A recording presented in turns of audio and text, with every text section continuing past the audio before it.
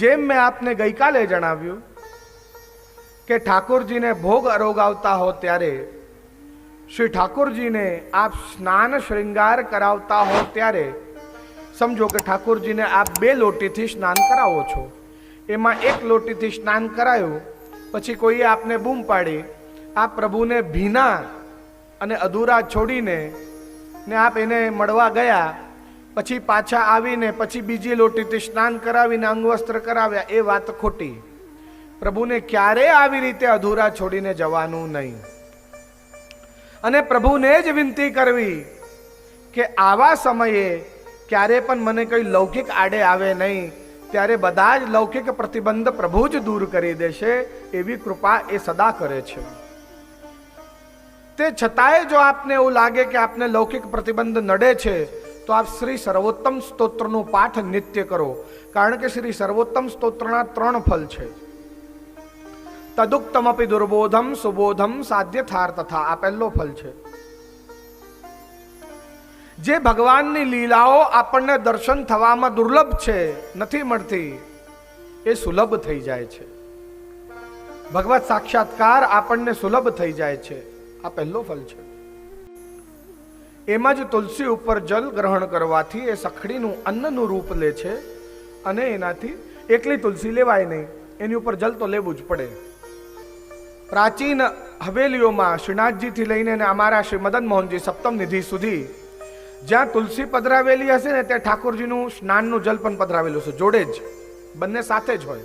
એટલે તુલસીનું એક પત્ર લઈને પછી સ્નાનનું જલ લઈ લઈએ તો જ એ પૂર્ણ કહેવાય. પણ જો આપ વ્રત કરતા હો તો એ દિવસે તુલસી લેવી નહીં. હવે આની ઉપર બીજો પ્રશ્ન ઊભો થાય, તો પછી શું ઠાકોરજીના સામગ્રીમાં તુલસીજી પધરાવાની એકાદશીના દિવસે? એવો પ્રશ્ન ઊભો થાય. હાજી, પધરાવાની. શ્રી ઠાકોરજીને રાજભોગના ભાવથી આપ ભલે મિશ્રી ધરતા હો, સખડી ધરતા હો, દૂધઘર ધરતા હો, કે એકાદશીના દિવસે આ ફલાહારની જેટલી પણ સામગ્રી રાજભોગના ભાવથી ધરી રહ્યા છો, એ બધામાં તુલસી આવશે. બરાબર છે? જો એ રાજભોગના ભાવથી છે તો એકાદશીના ફલાહાર વ્રતવાળી સામગ્રીમાં પણ તુલસી આવશે, જો રાજભોગ હશે તો. બીજા કોઈ ભોગમાં આપણા ત્યાં તુલસી આવતી નથી સામગ્રીમાં, માત્ર રાજભોગમાં આવે છે. તો પછી શું એનાથી એ સામગ્રી છોવાઈ જાય, આપણાથી લેવાય? હાજી, લેવાય. એ તુલસી પત્રને સાઈડમાં પધરાવી ને પછી આપ એ ફલાહારની વસ્તુ લઈ શકો છો. એ તુલસી પત્ર જે હોય એને સાઈડમાં કરી દેવાનું જ્યારે ભોગ સરે ત્યારે. પછી બીજો ફલ છે વિનિયોગો ભક્તિયોગ પ્રતિબંધ વિનાશને. આપણા બ્રહ્મ સંબંધમાં, આપણા વિનિયોગમાં, આપણે એના સન્મુખ થવામાં જે પ્રતિબંધ આવતા હોય અને એની સેવામાં કોઈ પ્રતિબંધ આવતા હોય તો એને દૂર કરે છે, એનો નાશ કરે છે પ્રતિબંધોનું સર્વોત્તમ સ્તોત્ર શ્રી વલ્લભ. અને ત્રીજું ફલ છે શ્રી કૃષ્ણાધરામૃત સ્વાદ સિદ્ધિ અત્ર. આ 3 ફલ અત્ર અહીંયા મળે છે, ન સંશય, એમાં કોઈ સંશય નથી. ત્રીજો ફલ શું છે? સાક્ષાત શ્રી કૃષ્ણના અધરોનું આસ્વાદન કરવા મળે છે. જેમ ગોપીઓને મળ્યું, જેમ ગ્વાલબાલોને મળ્યું કે પ્રભુના પાતરમાંથી ખાય છે એમનું જૂટણ, એમનું અધરામૃત, આગળ હમણાં એ જ વર્ણન આવશે. પોતાના હાથે ખવડાવી રહ્યા છે એમના ભક્તોને. તો જો એવો કોઈ પ્રતિબંધ પણ આપને આવતો હોય તો શ્રી સર્વોત્તમ સ્તોત્રનો પાઠ કરો, આ બધા જ પ્રકારના પ્રતિબંધ દૂર થશે. વર્ણન મળે છે કે એક સમયે ભગવાન એમના ગ્વાલ બાલો જોડે રમણ કરી રહ્યા છે, એમની ગાયો ચરી રહી છે અને ગ્વાલ બાલો રમી રહ્યા છે બધા ભગવાનની સાથે. ત્યારે ભગવાને એવી રમત કરી, અલગ અલગ પ્રકારના પશુ પક્ષી ની અવાજ કાઢીને, નકલ કરીને, બીજા પણ અનેક પ્રકારના રમણ અને દર્શન કરાવીને અને અહીંયા 10 રસ પ્રકટ કરી રહ્યા છે ભગવાન. બધા જ રસોનું અનુભવ આ ગ્વાલબાલોને કરાવી રહ્યા છે ભગવાન. અને જ્યારે આવા દર્શન સુખદેવજીએ કર્યા ત્યારે સુખદેવજી પરીક્ષિત સામે ભગવાનની આ છાક લીલા, ગ્વાલબાલોની સાથે રમણ લીલાનું વર્ણન કરી રહ્યા છે. તે આવો ચકોર ક્રૌંચ ચક્રવાહ આ શ્લોક દ્વારા આપણે ભગવાનની આ ગ્વાલબાલો સાથેનું રમણ એ લીલાના અંદર પ્રવેશ કરીએ. ચકોર પક્ષીની નકલ કરી રહ્યા છે ભગવાન. ચકોરની આસક્તિ એ ચંદ્રમામાં હોય. જેમ જ ચંદ્રમા ઉદય થાય એ ચકોર એને જ જોયા કરે. અને એની નકલ કરતા ભગવાને સૌથી ઉત્તમ શૃંગાર રસ પ્રકટ કર્યો. બધા રસોનો રાજા છે શૃંગાર રસ. શૃંગાર રસ એટલે પ્રેમ. એના બે પગ હોય, કાં તો બે દલ હોય, સંયોગ અને વિપ્રયોગ. બંનેનો અનુભવ કરાવી રહ્યા છે ભગવાન. મારી આંખોની સામેથી ઓझल કેમ થઈ જાઓ છો? મારા નેત્રો આપને શોધ્યા કરે છે, આપ ક્યાં સંતાઈ જાઓ છો? ગ્વાલબાલો વિનંતી કરે છે. જ્યારે ગ્વાલબાલો જોડે આ રમણ કરી રહ્યા છે, આંખ મીછોની ખેલી રહ્યા છે, એવો તાપ થાય છે, ચારે બાજુ પ્રભુને શોધ્યા કરે છે. ચકોરની જેમ જેમ પ્રભુ ચંદ્રમા હોય અને આ ગ્વાલબાલો ચકોર હોય. નિરખ્યા જ કરે પ્રભુને કે માનો કે શું મળી રહ્યું હોય.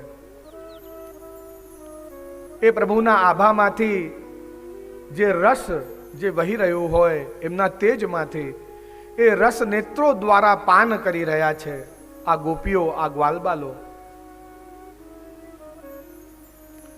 ચક્રવાહ પક્ષીની નકલ કરી રહ્યા છે. એ ચક્રવાહ પક્ષી કેવો હોય કે એના માળિયા પર બેસે નહીં, ઉપર ઉડીને જ એના ઈંડાને પાકી દે, એવું સામર્થ્ય હોય. ભગવાન બધા ગ્વાલબાલોને જણાવી રહ્યા છે કે હું ભલે તમારાથી દૂર હોઉં પણ દૂર બેસીને પણ તમારી રક્ષા કરી શકું છું, એવું મારું સામર્થ્ય છે. થોડા મયુરની પાંખો લઈ આવ્યા. આ મયુર નૃત્યનો એક બહુ સુંદર પ્રસંગ છે. એક સમયે શ્રી રાધાજી રિસાઈ ગયા, પ્રભુથી માન ધર્યો.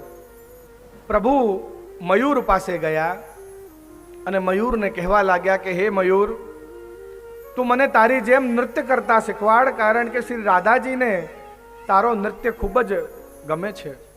મયુરે કહ્યું, હે કલાનિધિ, મારો ટહુકો મારામાં રંગ આપે ભર્યા અને આપ મને પૂછી રહ્યા છો મારી પાસે આપ રાસ આ નૃત્ય શીખવા માંગી રહ્યા છો? મયુરે નૃત્ય કરતા શીખવાડ્યું. ભગવાને નૃત્ય કરી બતાવ્યું. શ્રી રાધાજી સન્મુખ નૃત્ય કર્યો. રાધાજી માની ગયા, માન ભંગ થયો. ભગવાને મયુરની પાંખ ઉચકીને મસ્તકે ધારણ કરી કે હું તારો ઋણી છું. તારો ઋણ ઉતારતો નથી, પણ તારો ઋણ હું મારા મસ્તકે ધારણ કરું છું. તારા કારણે મારા રાધાજી મારાથી માની ગયા. હાસ્ય રસ પ્રકટ કરે છે એના કારણે. સત્વા નામ વાઘ અને સિંહ જેવું ગર્જના કરીને ગોપીઓને બીવડાવે છે. કોઈ વૃક્ષની પાછળ સંતાઈ જાય, ગોપીઓ એમને શોધતી શોધતી આવે, તે પાછળથી નીકળીને એકદમથી હાવ એવું કરે એટલે બી જાય. પણ અહીંયા ભયાનક રસ તો છે, પણ માધુર્યમય ભયાનક રસ છે. અને આ જ ભયાનક રસ એ કંસને દર્શન થયા છે રણભૂમિમાં. અને આ જ ભયાનક રસ ગ્વાલબાલ અને ગોપીઓને દર્શન કરાવે છે. તો કેવું સુંદર છે, માધુર્યમય છે. આગળ આર્ય પાદ સંવાહનમ, પોતાના ભક્તોના ચરણ દબાવી રહ્યા છે. અરે મારા મિત્ર સુબલ, તું આજે થાકી ગયો હોઈશ ગાયો ચરાવી ચરાવીને, બેસ અહીંયા, હું તારા ચરણ દાબી આપું. અરે ગોપી, તું આખો દિવસ કેટલા કાર્ય કરે છે? ગાયોનું દૂધ દોહે છે, એમના છાણા વીણે છે, પનઘટે જઈને જલ ભરે છે. લાવ તારા ચરણ દબાઈ આપું. પોતે પ્રભુ થઈને એના ભક્તોના ચરણ દબાવે તો બીભત્સ રસ પ્રકટ કરે છે. પણ આ બીભત્સ રસ એ રસમય છે, માધુર્યમય છે. જ્યારે ભક્ત ભગવાન પાસે કઈ માંગે અને ભગવાન ના આપે, ત્યારે જે ભક્તના અંદર થાય એ તો લૌકિક બીભત્સ રસ છે. અરે ભગવાનમાં તો કઈ છે જ નહીં શક્તિ, ભગવાન જ નથી, એવી ભાવના જે લૌકિકમાં જે આવે છે એ આ બીભત્સ રસ નથી. આ તો રસમય માધુર્યમય બીભત્સ રસ છે. નૃત્યતઃ અમુક સખાઓ કે ચાલ યાર આજે તો એક એક દો હાથ હો જાય, હે ને, કે આપણે પંજો લડાઈએ કે ચાલ આજે. તો એને કુસ્તી કરે છે એમ નથી કહ્યું. નૃત્યતઃ નૃત્ય કરે છે ગ્વાલબાળો જોડે, અને ગોપીઓ જોડે તો કર્યો જ છે નૃત્ય. આગળ ક્વચિત પલ્લવેશુ, જ્યારે સુંદર વૃક્ષોની છાયડામાં આ પોડ્યા છે, અર્જુન સખાની ગોદ છે, અર્જુન સખાએ પોતાની પાગ બળી કરીને ને પાથરી છે ને એની ઉપર પ્રભુ આ પોડ્યા છે અર્જુન સખાની ગોદમાં. ત્યારે એ શાંત રસ પ્રકટ કરી રહ્યા છે કે માનો કે શેષ શૈયા પર પોડ્યા હોય. પેલો અર્જુન સખા આમ બેઠો છે તો માનો કે એ શેષનાગના ફણ છે, એની ગોદમાં આ પોડ્યા છે. તો શાંત રસ પ્રકટ કરે છે. ગ્વાલ બાલો ચરણ સેવા કરી રહ્યા છે, પાદ સંવાહનમ, તો એના કારણે ભક્તિ રસ પ્રકટ કરે છે. આમ કરતા 10 રસના દર્શન કરાવી રહ્યા છે આ ગ્વાલ બાલોની સાથે. વનમાં જ્યારે ગાયો ચરાવવા પધારે છે પ્રભુ, ત્યારે આ પ્રમાણે 10 રસના દર્શન થાય છે. ઘણી બધી ગ્વાલિનીઓ દર્શન કરવા આવે છે, તો ઘણી બધી પુલિંદિનીઓ દર્શન કરવા આવે છે. આ પુલિંદિનીઓ ભગવાન માટે ફલ, કંદ, મૂલ આદિ બધું સિદ્ધ કરે છે. ઉત્થાપન ભોગ ધરે છે પ્રભુને, અને પ્રભુ છાક આરોગી રહ્યા છે. ત્યારે છાકના દર્શન આપણા ભગવદીઓ કેવું સુંદર વર્ણન કરે છે તે આવો શ્રવણ કરીએ ને એને સમજવાનો પ્રયત્ન કરીએ. છાક આરોગી રહ્યા છે, ગાયો થોડી દૂર જતી રહી છે ચરવા. એક દહીંની મટકી પ્રભુએ ઉચકી અને કહ્યું, ગ્વાલ બાલો, ગાયો બહુ દૂર જતી રહી છે તો ગાયોને વીણી લાવું. ગાયોને વીણવાના બહાને પ્રભુ શ્રી ગિરિરાજજીના કંદરામાં પધાર્યા. ત્યાં શ્રી રાધાજી કેસરી બાસોંદી લઈને પધાર્યા છે. બે એક જ આસન પર બિરાજમાન થઈને પરસ્પર એકબીજાને અરોગાવી રહ્યા છે. અહીંયા દહીં અરોગાવે છે ભગવાન રાધાજીને, ને શ્રી રાધાજી બાસોંદી અરોગાવે છે ભગવાનને. પછી એ જ બાસોંદી વાળા હાથેથી દહીં અરોગાવે છે ભગવાનને શ્રી રાધાજી. એટલે બાસોંદી મીઠી હોય અને એ હાથ દહીંમાં લાગ્યો એટલે દહીં પણ મીઠો થયો. થોડીક વાર ખૂબ આનંદ લીધો. મિલે જયમત દો દરસ રસ, રસના રસ બિસરાય, ગઈ ક્ષુધા સબ ઉદર કી ઓર રહી દ્રગન में आए.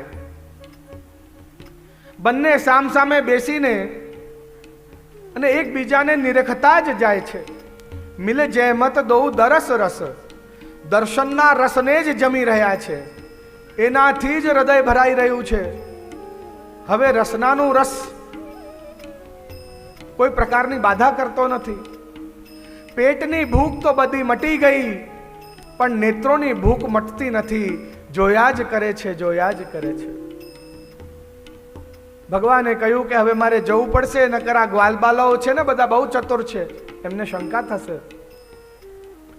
ત્યાંથી પધાર્યા પ્રભુ. ગ્વાલબાલોએ કહ્યું, અરે કનૈયા, તું તો ગાયોને વીણવા ગયો તો ને ક્યાં છે ગાયો બધી? કે ત્યાં લીલોતરી બહુ સરસ હતી એટલે ગાયોને ત્યાં જ ચરવા દીધી, કે હું ના લઈ આવ્યો એમને. આ બધી વાત છોડો કે તમે લ્યો આ દહીં ખાઓ. બધાને એક એક દોના આપ્યા શામ ઢાકના પતૌવામાં બધાને દહીં પીરસે છે અને જેમ જ ગ્વાલબાલોએ દહીં ચાખ્યો ત્યારે ગ્વાલબાલો કહે છે કે આજે મીઠો છે દધી, રોજે હોતો નથી. નિશ્ચિતપણે શ્રી રાધાજીને મળી આવ્યો છે, કારણ કે જેને શ્રી રાધાજીનું સ્પર્શ થાય એ તો મધુર જ થઈ જાય, માટે આ દહીં મીઠો થયો છે. આગળ શું વર્ણન કરે છે આવો શ્રવણ કરીએ.